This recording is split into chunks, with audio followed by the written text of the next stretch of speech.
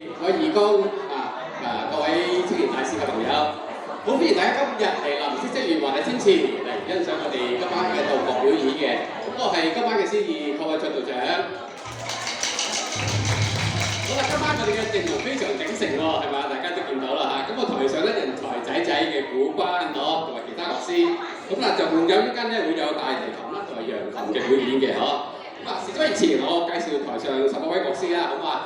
咁咧就其實佢哋都係嗇色園嘅道長啦，佢哋嘅家屬啦，有義工啦，同埋一啲契仔女嘅。好，首先咧又有黃定文道長、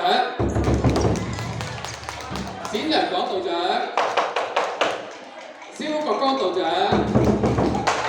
陳永芝女士、謝明珠女士、陳淑珊女士。林詠欣女士、黃子琳女士、葉慧娟女士、姜淑儀女士、林瓊玉女士、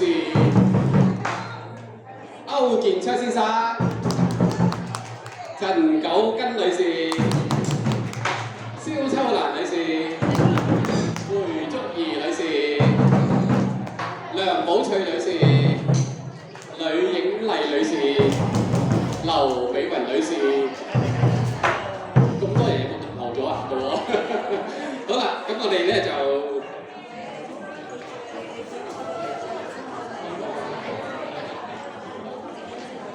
啦，今晚第一首嘅表演嘅古典樂表演嘅樂曲咧就係叫做《擊響奮進》。咁佢咧係一首咧專門為中國鼓隊咧編排嘅敲擊樂嘅，咁以中國傳統嘅大鼓咧為主題，節奏咧非常之澎湃激昂嘅。咁有請我哋咁多位樂師開始表演。